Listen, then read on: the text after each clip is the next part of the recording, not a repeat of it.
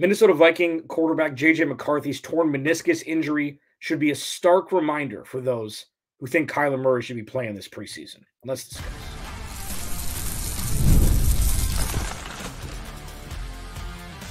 You are Locked On Cardinals, your daily Arizona Cardinals podcast. Part of the Locked On Podcast Network, your team every day. Alex Clancy here. Follow me on Twitter at Clancy's Corner _. Follow the podcast at Locked On AZ Cards. Thank you for making Locked On Cardinals your first listen, free wherever you get your podcast and on YouTube. Part of Locked On Podcast Network, your team every day. Please go to the YouTube channel, search Locked On Arizona Cardinals. Hit that subscribe button, man. Turn notifications on.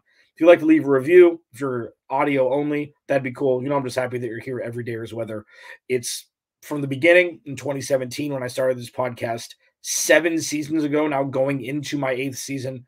If you follow me do my radio career in Phoenix since 2011, I'm happy that you're here as part of this next chapter of the Locked On Cardinals and Arizona Cardinals lore. Today's episode of Locked On Cardinals is brought to you by FanDuel. Make every moment more. As playoffs wind down, the sports stop sporting like we want them to, but this summer, FanDuel is hooking up all customers with a boost or a bonus daily. That's right. There's something for everyone every day, all summer long. Visit FanDuel.com to get started. So, kind of a jam-packed show today. A great interview with Johnny Druin yesterday. If you haven't checked that out, do it. He's got his finger on the pulse with the Cardinals through week 1 of the preseason against the Saints. Had a really interesting conversation with him. Today, it's going to be bigger picture things. As we move into tomorrow, it's more who should get more playing time, who should get less. I'll do a little teaser in the final segment. Should Marvin Harrison Jr. play more in the preseason than the 3 snaps that he played in week 1? I'll discuss. Obviously, he's probably going to play a little bit more, but how much more? As this is kind of a Minnesota Vikings internal crossover with JJ McCarthy going down, and then Jordan Addison right before I hit record on this podcast went down with a leg injury, got carted off into camp, the second-year standout wide receiver out of USC. It just begs the question with Marvin Harrison Jr. Second segment, can we stop the Haason Reddick talk? I'm still seeing it way too much around the valley on different outlets. It's enough. Cardinals should not trade for Haason Reddick. I will relive the rant. I don't like the word rant. I think it's stupid. I think the thing hot take is dumb. But yeah, rant. It's alliterative with repeating Reddick rant if you see the overlay on YouTube. I'll do that in the second segment. And then the McCarthy thing. First of all, you feel terrible for the kid. You feel terrible for the kid. You feel terrible. You feel terrible for the kid. Any NFL player who tears his ACL or gets any sort of injury that causes them to miss a chunk or the entirety of a season coming up before it starts is bad. It's also a stark reminder that the Kyler Murray not playing in the preseason is 100% the right move. And while this is divisive at times, the topic itself, sure, you want to see your star quarterback who's been a leader, who's been really emerged as the guy that you wanted him to be. He was young when he came into the league. Sometimes it takes people longer. And he seems to have arrived in every way and form at this point as being the leader of a team. Okay. Also, if he were to get injured in the preseason,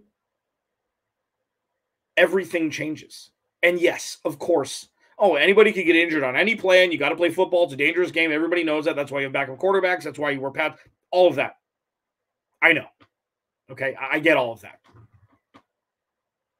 When you look at how fragile the Cardinals organization is right now, and it hasn't always been, it hasn't been relevant enough to be fragile. It hasn't had a roadmap to success in perpetuity to be fragile. Now, with where the Cardinals are, how far they've come, we've talked about this a lot, anything that they have in their control in an effort to keep watching the bouncing ball move in a positive direction, you take advantage of. Not playing Kyler Murray in the preseason is exactly that. I don't see a world that they would benefit from Kyler Murray throwing against the 2s and 3s potentially of a different team, whether it be the Colts or otherwise. I just don't. I don't think it's necessary. Last year it was. Next year, it very well may be. But this year, with him coming off his injury, coming all the way back to form, to get injured in any sort of form or fashion. I mean, he could trip over his foot or something. Like, I don't know. He tore his ACL in the open field. JJ McCarthy's meniscus tear and then, found out in surgery that it needed to be repaired is a stark reminder that without Kyler Murray, none of this works. And it's something that gets overshadowed a lot by other topics because I could legitimately do the first segment on Kyler Murray and him needing to stay healthy and him needing to play well every day. Every day. But I don't, because it's kind of inferred. It's like, who's the best player on the Cardinals? Or who's the most impactful player for the Cardinals in 2024? You remove the quarterback because it's obvious. So if Kyler Murray were to get injured in the preseason, that's something that is not comebackable from English. That's something that would stall this locomotive before it started. And the only way to ensure that Kyler Murray doesn't get injured in a game is for him not to play. That goes with any player. That's not even talking about Kyler Murray's injury history.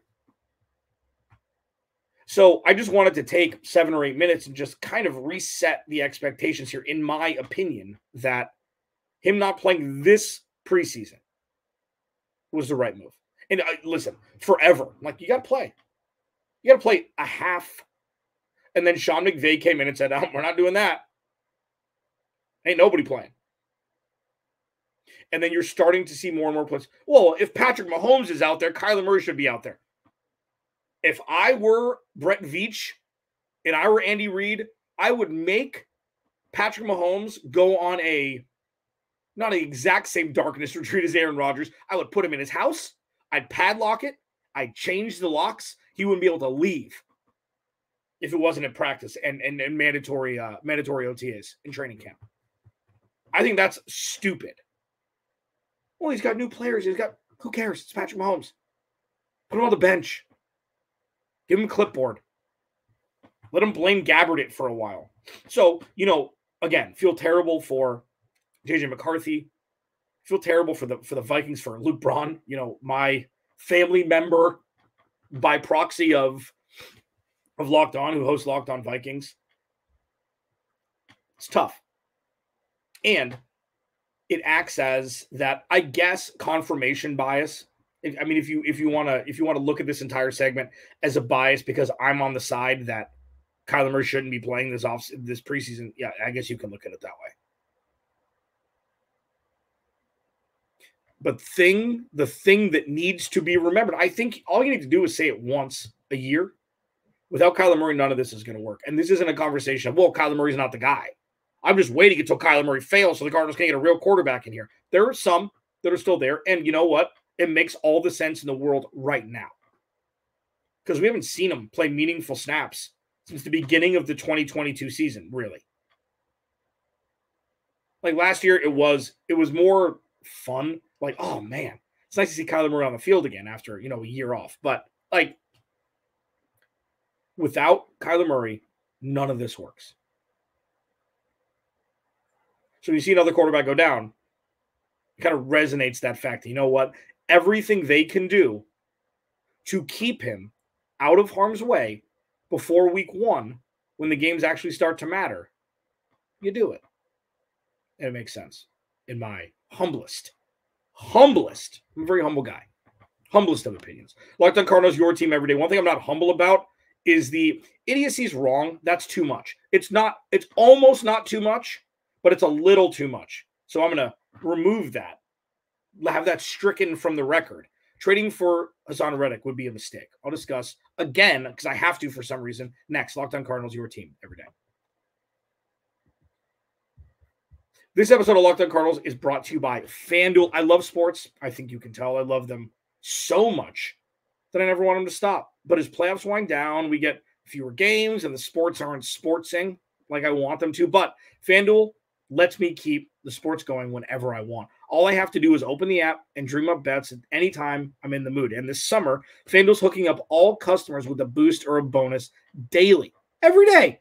That's right. There's something for everyone every day all summer long. So head over to FanDuel.com and start making the most out of your summer. And listen, if you're a baseball fan, this is your Super Bowl. This is your March Madness until October. You got months And this is when it starts to really get good after the All-Star break, which was, obviously a few weeks ago at this point. Things are going to get really good, and FanDuel's got you covered for all of it. FanDuel, official sports betting partner of Major League Baseball.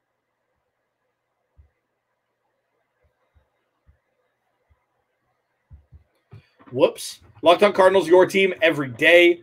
Again, go to the YouTube channel, please. Search Locked On Arizona Cardinals. Hit that subscribe button, man. It's only going to get better from here. We made it. Last year, and how am I going to word this? Oh, I think it was necessary for a little sip there. You're just getting a little introspection into my life. I love coffee. Last year was some of the most fun I've had hosting this show.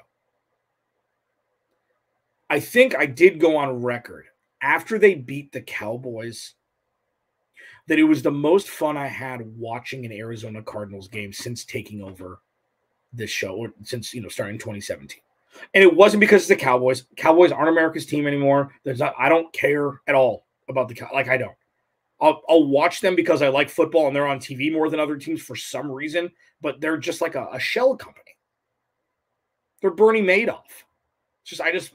I don't really, I'm not like that they're criminal, like that it is no matter. Give me the Matthew McConaughey Wolf of Wall Street line.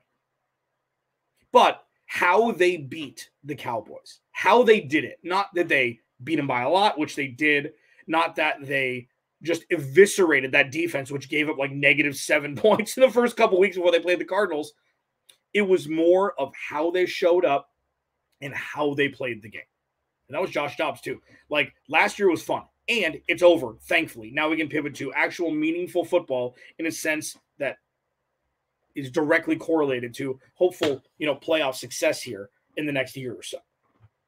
One of those things that has kept the Cardinals on the straight and narrow on that path is Monty Ossenfort playing small ball. Trading for Haason Reddick would not be small ball. Trading for Haason Reddick would be like, oh no, B.J. Ojulari went down. Let's change everything that has worked so well up until this point to rebuild this team. It makes no sense, even as a talking point, in my opinion. Sure, you discuss it because he's a name he used to play with the Cardinals. This may as well be an expansion franchise that Haason Reddick has never played for. There's no love between Haason Reddick and the Arizona Cardinals. There's no love lost, probably, except for them not picking up his fifth-year option, which they shouldn't have. That's one thing that Steve Keim did right, not picking up Haason Reddick's fifth-year option, because there was no reason to. It would be like picking up Zaven Collins' fifth-year option. It makes no sense. I know they gave him an extension, so it's a little bit different, but the Cardinals are in a different place now. Plus, Haason Reddick was going to want a whole bunch of money after getting the double-digit sacks in his fifth year and then obviously going on to Carolina and Philly. It doesn't make sense. Even if they're, mid-round picks, third round, fifth round, fourth round, whatever it is, and maybe a player, maybe not, whatever the package would be, the Cardinals are going to have to give him $20+ million a year.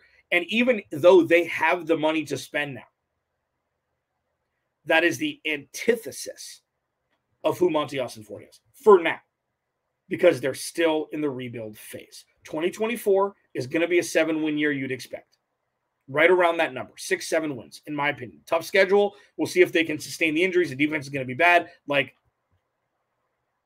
defense is going to be bad compared to other average defenses and above average defenses in the NFL. This year's defense is last year's offense. It's what I've said all offseason. It's what it's going to be. The defense is going to come take that big jump next year when they infuse it with more draft picks and probably a whole bunch of the money that the Cardinals have. Trading for Haason Reddick doesn't make any sense. If he was 28 and you're like, or 27, that real prime for a pass rusher, it's a considerable thing. You consider it. But once a player holds out once, and the way that he's doing it, and the Jets have fumbled this massively, letting Bryce Huff go and then trading for an older pass rusher and then not giving him a contract before he steps in the room. The Jets are jetsing this. Joe Douglas has lost control of this. What do you think is going to happen when 2 years is up? He's going to want to restructure. He's going to want more guaranteed money. This is the beginning of it. This is not a player that you want to bring in to an ecosystem that is as fragile as the Arizona Cardinals ecosystem is now. Would he make the defense better? Sure. Would he make it so immeasurably better that they make the playoffs are they one piece away on defense? No, they're 8 pieces away. So if the Cardinals were there and say B.J. Ojulari was healthy and see, that Darius Robinson is rocking, there it is. If B.J. Ojulari was healthy, I'd be more into them trading for Haason Reddick. And that's not to say B.J. Ojulari is going to be a Pro Bowler this year. Obviously he's going to be on the shelf for the year, but it doesn't matter. You have your Batman and Robin there. And if Darius Robinson can really take that jump, then you could have a serious pass rush, both from the edge and the interior. But with B.J. Ojulari hurt, it doesn't make any sense. It'll make them better, sure. Is it going to be a 3-win difference with Haason Reddick on defense? No. This isn't Aaron Donald. Even Aaron Donald probably isn't worth 3 wins. It's like the Richter scale with NFL games because there's so few games compared to other leagues. Like, say Haason Reddick was like, I don't know,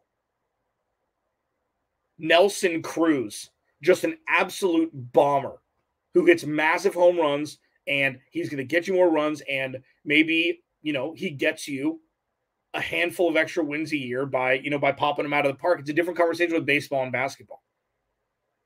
It's just different. Nelson Cruz is a random poll. I'm not really sure why that was the poll, but yeah.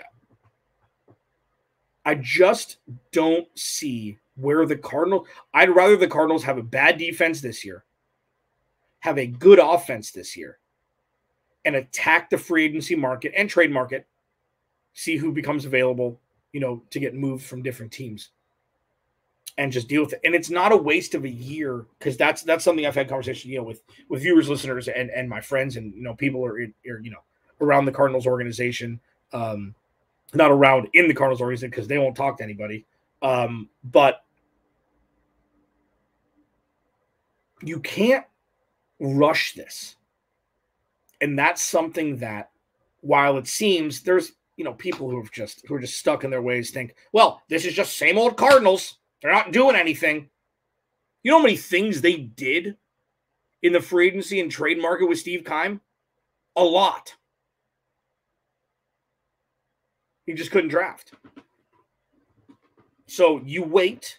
It's not a waste of a year because the ball's continuing to move. NFL quarterbacks, unless there's some sort of catastrophic injury, play 15 years. It's not like Kyler Murray has 2 years left, okay? He's going to play for a long time. You get the offense dialed in this year, and then you absolutely level up massively with the defense next year. So I guess the counter to that as well. Monty Osborne's going to spend money this year. Why won't he spend money next year? Or spend money next year? Why won't he spend money this year? Trading draft capital and trying to force an issue that's not going to level your defense up to the level of, oh man, they're a playoff team now. You don't have to make.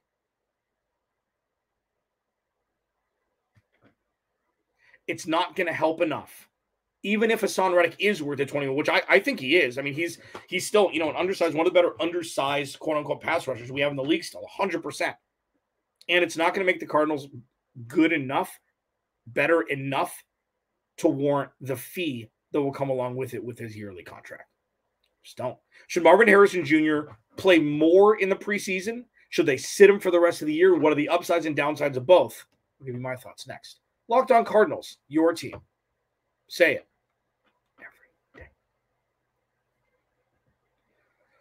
Today's episode of Locked On Cardinals is brought to you by our friends over at BetterHelp. What are your self-care non-negotiables? Maybe you never miss breakfast. Maybe you give yourself a little, dessert at the end of every dinner as a little cheer up for you. Another version of self-care. Maybe you never skip leg day. Or therapy day. When your schedule's packed with kids' activities, big work projects, and more, it's easy to let your priorities slip. Even when we know what makes us happy, it's hard to find the time to do it.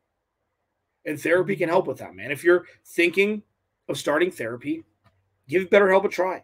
It's entirely online, designed to be convenient, flexible, and suited to your schedule. Just fill out a brief questionnaire to get matched with a licensed therapist and switch therapists anytime at no additional charge. Never skip therapy day with BetterHelp. Visit BetterHelp.com/lockedon today to get 10% off your first month. That's BetterHelp, HELP.com/lockedon. All right. So the Marvin Harrison Jr. conversation is interesting. Does he need reps? Absolutely. Should he play for the rest of the preseason? If I could choose at this point, I would say no. And this isn't something that is like deeply rooted and resonated in me forever. It's like, oh, no, nobody should play in the preseason. I'm starting to get there. It's like, well, is Marvin Harrison Jr. that much more important to this team than Trey Benson or Darius Robinson? If those guys are playing, why is Marvin Harrison Jr. not playing? It has nothing to do with him being the number 4 overall pick specifically. It has to do with what he could do for this offense. And if Kyler Murray's not playing, seeing him catch balls from somebody else means a lot less. Oh, he's running the routes. Oh, he's doing great. Oh, we see him in camp. Oh, there's going to be a learning curve for him regardless. And on top of all of this, the real reason why, and I've discussed this a little bit, and I think it's nice to bring back as kind of a nuanced thing. I really like to challenge people thinking instead of just saying, oh, Marvin Harrison Jr. should not play. Let's move on next. That's a pretty good robot. He's going to be the third option to start the season. This is not an offense, a Steve Keim built offense, where you give a rookie all of the pressure and expectation to carry the offense. That's not this. The Cardinals' offense would be good without Marvin Harrison Jr. It would probably be top 20 for sure. Top 20 for sure. And you say, well, that's not hard with him. It is hard. It would be top 20. With Marvin Harrison Jr., it could be top 10. So, yes, having Marvin Harrison Jr. caught up to speed at the NFL level, important. The practices, the joint practices, pretty much take the place. I do a Locked On NFL Thursday, the national one with Tyler Rowland from Locked On Titans, and we talked about this last week. I brought up the idea, and it wasn't just to be a hot button thing. I think it's interesting with the amount of players who are sitting now during the preseason. And I know it'll never happen because it's still a moneymaker for the NFL. Why not just do joint practices with other teams for all of August and then play football? Plenty of time for the second, third, and fourth string guys to get reps, to get plenty of looks. Like, how important is an interception made by a backup fourth-string quarterback for a corner who's trying to make a roster? Like, how important is that directly correlated to how they're going to play against the ones in the regular season? It's like, well, it's a lot. Is it? Everybody is under a microscope all the time. So pivoting back to Marvin Harrison Jr., it's like, he's going to be good, right? He knows the offense, right? Sit him. Sit him. It doesn't matter, especially because he's going to make the roster. He's going to be the wide receiver one, or has the lack of ceiling to be one of the best receivers in the league in 2 years. What do you need to see? Well, the fans pay money in the preseason. Listen, I get it. Wait till week 1. Go to the games, enjoy it. Love your favorite team. Use the Game Time app. It doesn't matter. For him, it doesn't.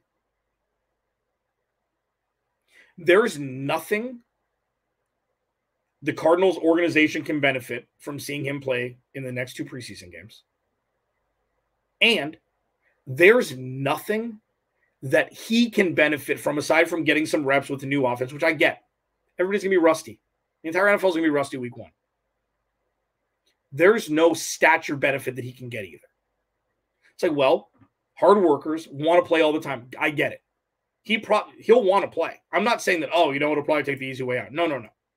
I don't think that he should be able to see the field.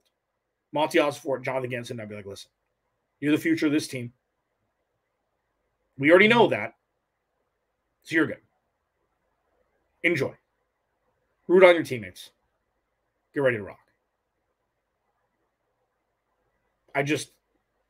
There's no upside, in my opinion. And when I speak in absolutes like that, I rarely do, because I find it to be a fool's errand to think one thing is 100% for sure this when it comes to conversations like this. I think in this rare instance, there's zero upside in playing Marvin Harrison Jr. for the preseason. No stature change for him, regardless. He's going to be the wide receiver 1. Number 2, going to make the team, so he doesn't need the reps. And number 3, there's no pressure on him, especially right away, to produce, because he's going to be the third option for this team come week 1, behind James Conner and Trey McBride, some form or fashion of those two. Sit him, cheer on your teammates, get ready for Orchard Park in Buffalo in week 1. Alex Clancy, Locked On Cardinals. Remember, without you, there is no me. I will talk to you tomorrow.